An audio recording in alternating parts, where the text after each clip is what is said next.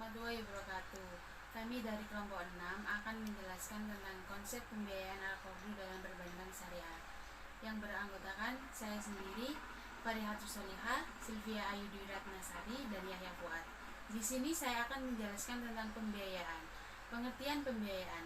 Pembiayaan merupakan aktivitas yang dijalankan oleh bank syariah berupa penyaluran dana yang ditujukan kepada pihak lain selain bank atas dasar prinsip syariah. Pada bank syariah, retun atas pembiayaan bukan berupa bentuk bunga, akan tetapi berupa bentuk lain yang sesuai dengan akad-akad yang ditawarkan oleh pihak bank. Model pembiayaan bukanlah utang piutang, tetapi merupakan investasi dari bank untuk nasabah ketika melakukan usaha. Selanjutnya ada unsur-unsur pembiayaan.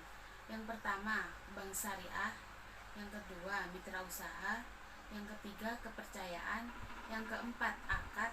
Yang kelima, resiko. Yang keenam, jangka waktu. Dan yang terakhir, balas jasa. Adapun fungsi dan manfaat pembiayaan. Yang pertama, fungsinya untuk meningkatkan atau menambah arus menukar barang atau jasa. Fungsi yang kedua, untuk sebagai alat yang digunakan untuk memanfaatkan idul fund. Yang ketiga, sebagai alat pengendali harga. Dan yang terakhir, untuk meningkatkan dan mengaktifkan manfaat ekonomi. Adapun pembiayaan memiliki beberapa manfaat. Yang pertama, manfaat bagi bank, yaitu untuk balas jasa berupa bagi hasil, margin keuntungan dan pendapatan.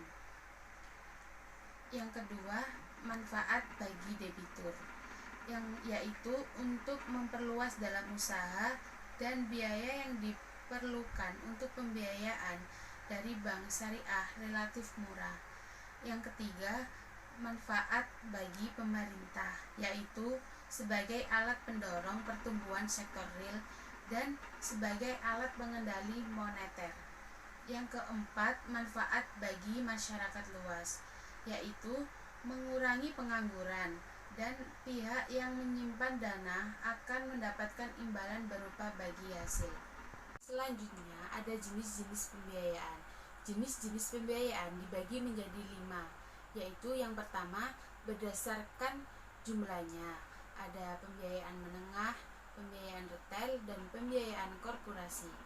Yang kedua, berdasarkan sektor usaha, yaitu sektor industri, sektor perdagangan, sektor pertanian, peternakan, perkebunan, dan perikanan, sektor jasa, dan yang terakhir sektor perumahan. Yang ketiga, berdasarkan segi jaminan, menggunakan jaminan dan tanpa menggunakan jaminan. Yang keempat, berdasarkan jangka waktu, ada jangka pendek, jangka menengah, dan jangka panjang.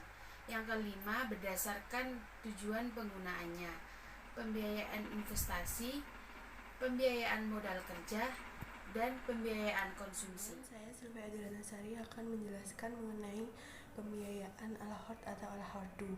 Nah, al-qard merupakan akad tertentu antara kedua belah pihak, yang mana satu pihak menyerahkan hartanya atau biasa kita sebut dengan si pemilik dana kepada pihak lain dengan syarat atau ketentuannya pihak yang menerima atau si peminjam itu mengembalikan dana kepada pemilik sesuai dengan nilai atau jumlah. Jadi jumlahnya itu sama gitu loh, sesuai, jadi harus sama seperti yang dipinjam sebelumnya gitu. Nah, al-qardu itu diperbolehkan dalam Islam karena merupakan tolong-menolong dalam kebaikan seperti itu. Nah, itu ada dalam surat Al-Baqarah ayat 245 dan Quran surat Al-Maidah ayat 2. Nah, al-qard itu memiliki rukun dan syarat.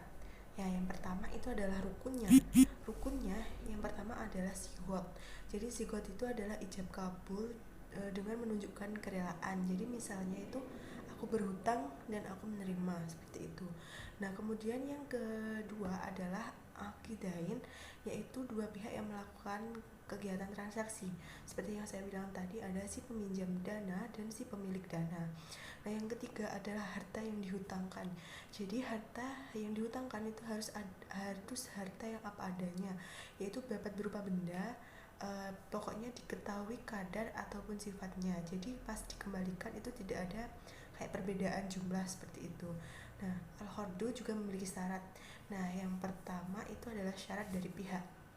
Nah, syarat dari pihak sendiri itu adalah harus balik, merdeka, berakal sehat, serta rasyid. Nah, rasyid itu mampu membedakan mana yang baik dan mana yang buruk. Nah, yang kedua adalah sumber dana. Jadi sumber dananya itu dapat dari luar. Biasanya kalau dari luar itu dapat berupa wakaf, infak ataupun sedekah. Nah, kemudian ada juga yang dari dalam bank. Nah, dari dalam bank sendiri itu dapat berupa ekuitas atau modal dari bank sendiri. Nah, yang ketiga adalah cara pembayarannya. Dana harus dikembalikan sesuai dengan kesepakatan antara kedua belah pihak. Nah, cara pembayaran sendiri itu dapat dilakukan secara cicilan ataupun dibayar langsung. Nah, pengaplikasian al-qard dalam perbankan syariah. Nah, penerapannya dapat digunakan sebagai produk pelengkap pada pengguna yang sudah terbukti bonafiditasnya yang memerlukan modal atau dana dalam waktu yang relatif pendek. Nah, pengguna atau penerima dana itu akan mengembalikan sejumlah uang yang telah dipinjam dengan waktu secepatnya atau dengan waktu yang telah disepakati bersama. Nah, yang kedua itu sebagai fasilitas pinjaman ketika pengguna atau nasabah. Nah, fasilitas ini memudahkan nasabah untuk melakukan transaksi dan merupakan bagian satu paket pembiayaan. Nah, yang ketiga digunakan untuk memberikan sumbangan usaha kecil atau meringankan beban sektor sosial serta meningkatkan kesejahteraan masyarakat miskin yang memerlukan modal dalam usahanya. Nah, produk ini biasanya dikenal sebagai produk khusus yang disebut dengan al-qard al-hasan atau qardul hasan. Nah, al-qardu memiliki manfaat dalam perbankan syariah. Nah, yang pertama itu manfaatnya memungkinkan pengguna yang mengalami kesulitan mendesak agar mendapatkan talangan dalam jangka pendek. Nah, yang kedua, seperti yang saya bilang tadi, pada al-qard itu memiliki produk khusus yang disebut dengan al-qard al-hasan. Nah, al-qard al-hasan inilah sebagai salah satu ciri pembeda antara bank syariah dan bank konvensional, yang mana bank syariah memiliki tujuan sosial di samping tujuan komersial, jadi tidak hanya komersial semata. Nah, yang ketiga itu adanya tujuan sosial masyarakat tersebut akan menambah citra baik bank syariah serta meningkatkan loyalitas masyarakat kepada bank syariah. Bismillahirrahmanirrahim. Selanjutnya adalah namanya dari cabang akad al-qirad atau akad al-qardu. Ini ada namanya akad qardu hasan yang merupakan produk dari produk al-qardu, yakni merupakan pinjaman sosial yang disalurkan secara lunak kepada nasabah, yakni seorang masyarakat miskin yang mengelola usaha kecil tanpa pengharapan imbalan suatu apapun dari pinjaman tersebut. Jadi konsep dari al-qardu, akad qirad yang berupa pinjaman sosial yang dikhususkan kepada masyarakat miskin yang tergolong rendah dan mempunyai usaha, ingin memajukan usaha tersebut, maka seorang masyarakat miskin bisa mengajukan modal kepada bank syariah yang berupa pinjaman al-qardu al-hasan. Nah, ini adalah perbedaan daripada bank syariah dengan bank konvensional. Bank syariah mempunyai produk tersendiri yang berupa al-qardul hasan yang dikhususkan kepada untuk mensejahterakan masyarakat miskin yang mempunyai usaha. Adapun landasan dari akad al-qardul hasan, yakni dari Quran surat Al-Hadid, Bismillahirrahmanirrahim. Man dzalladzi yuqridullaha qardan hasana fayudha'ifu lahu walahu ajrun karim. Jadi siapakah yang mau meminjamkan kepada Allah pinjaman yang baik, maka Allah akan melipat gandakan balasan pinjaman itu untuknya dan dia akan memperoleh pahala yang banyak. Ini adalah landasan atau dasar hukum yang bersumber dari Al-Qur'an itu sendiri. Adapun tujuan dari al-qardul hasan, yakni untuk membantu masyarakat dengan harapan guna mengangkat kesejahteraan masyarakat miskin yang sedang membutuhkan dana dalam membangun usahanya. Nah, jadi ada beberapa tujuan yang dari produk al-qardul hasan ini. Adapun salah satunya yakni untuk membantu masyarakat Ini khusus untuk masyarakat miskin yang mempunyai usaha kecil. Nah, mempunyai usaha kecil dan ingin memajukan usahanya tersebut, maka masyarakat miskin tersebut yang punya usaha boleh mengajukan untuk peminjaman modal kepada bank syariah. Nah, itu. Adapun selanjutnya, bagaimana pengaplikasian Al-Qardul Hasan itu sendiri? Karena Al-Qardul Hasan itu adalah pinjaman sosial bagi masyarakat miskin. Ada beberapa contoh, yang salah contohnya tadi yang telah saya sebutkan di PPT ke 11, yang ini pertama pinjaman tabungan haji. Nah, nasabah yang seorang calon haji itu boleh mengajukan pinjaman untuk talangan untuk memenuhi syarat penyetoran ONH, ongkos naik haji. Jadi seorang nasabah yang ingin berangkat haji boleh mengajukan dana, boleh mengajukan modal untuk melunasi syarat penyetoran ONH, ini ongkos naik haji. Dan persyaratannya boleh mengajukan modal kepada bank syariah dengan syarat bisa melunasi sebelum keberangkatan haji. Jadi untuk pemberangkatan haji kurang hamil berapa? Nah, seminggu ataupun satu bulan. Nah, ketika mendekati untuk pemberangkatan haji, maka seorang nasabah itu berkewajiban untuk melunasi modal ataupun pinjaman modal untuk melunasi syarat penyetoran ONH yang telah diakati yang berupa Al-Qardul Hasan tersebut. Maka ini boleh untuk mengajukan dana yang berupa Al-Qardul Hasan. Adapun selanjutnya pinjaman kepada pengusaha kecil yang kekurangan dana. Jadi bagaimana yang telah saya sebutkan tadi di atas, seorang masyarakat yang tergolongan ekonominya rendah dan mempunyai usaha kecil, maka boleh mengajukan dana, boleh mengajukan modal untuk mengelola usahanya kepada bank syariah. Jadi ini juga bentuk sosial dari bank syariah yang berupa Al-Qardul Hasan. Adapun yang terakhir ini pinjaman kepada pegawai bank. Bank memberikan fasilitas kepada pegawai bank untuk memberikan dana pinjaman yang akan dikembalikan secara cicilan melalui pemotongan gaji. Jadi seorang pegawai bank boleh berhutang atau berakad al-qardu, akad qirad kepada bank syariah itu sendiri. Nah, ini juga diperbolehkan.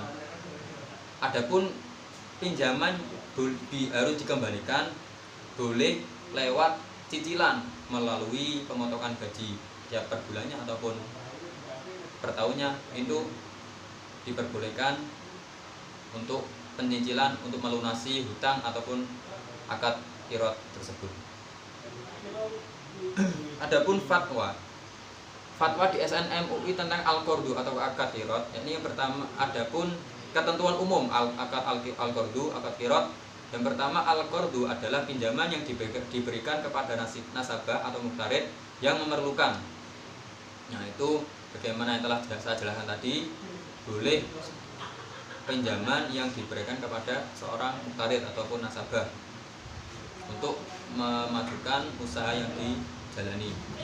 Adapun yang kedua, nasabah al-qardu wajib mengembalikan jumlah pokok yang diterima pada waktu yang telah disepakati bersama.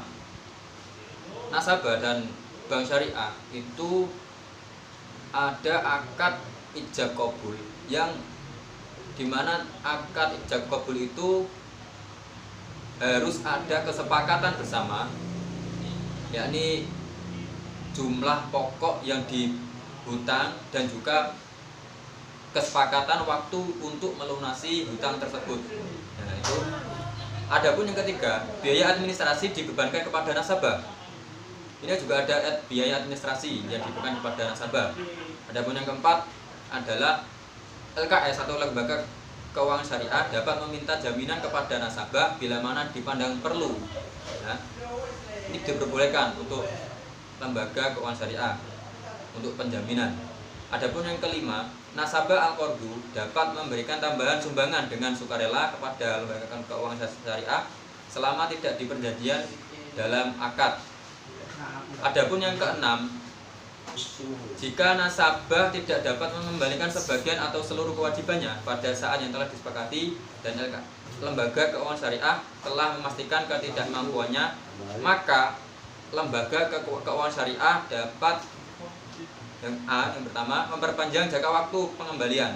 Jadi ketika seorang nasabah itu belum mampu melunasi hutang yang telah diutangi pada bank syariah, maka lembaga keuangan syariah boleh memperpanjang jangka waktu pengembalian sesuai kesepakatan yang telah dibuat antara bank syariah dan juga muktarid ataupun peminjam modal yang pada bank syariah. Adapun selanjutnya B, menghapus write off sebagian atau seluruh kewajibannya. Nah, itu adalah kewenangan lembaga keuangan syariah ataupun bank syariah, dan juga di samping ada ketentuan umum dari akad al-qardu, akad qirat, itu juga ada sanksi di mana sanksi tersebut diberikan kepada nasabah atau muktarid. Yang pertama, dalam hal nasabah tidak menunjukkan keinginan mengembalikan sebagian atau keseluruh kewajibannya dan bukan karena ketidakmampuannya, maka LKS atau lembaga keuangan syariah dapat menjatuhkan sanksi kepada nasabah.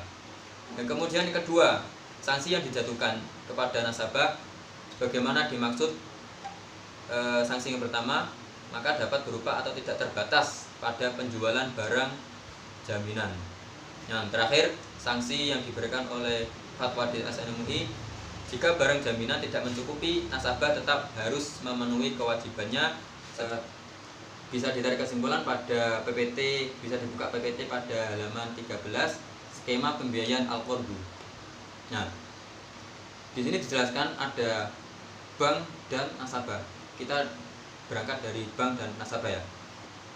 Bank dan nasabah itu ada akad perjanjian al-qardu. Nah, semua usaha, semua proses itu diawali dengan akad perjanjian yang telah disepakati untuk pembuatan kesepakatan bersama antara nasabah dan bank syariah sendiri. Nah, jadi ada akad perjanjian al-qardu. Nah, dari akad al-qardu, perjanjian tersebut,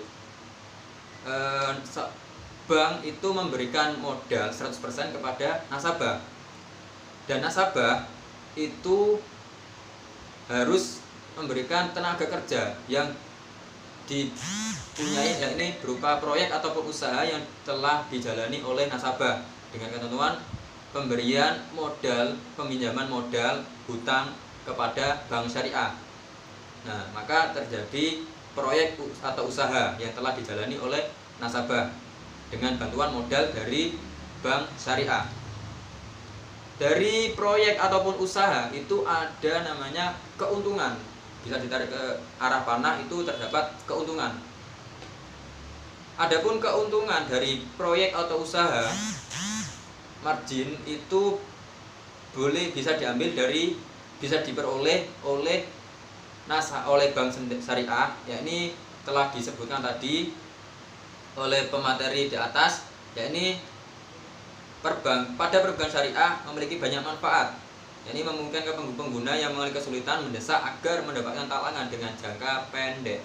Nah, kemudian yang B, al-qardul hasan adalah salah satu ciri pembeda antara bank syariah dan bank konvensional, yang mana pada bank syariah memiliki tujuan sosial di samping tujuan komersial.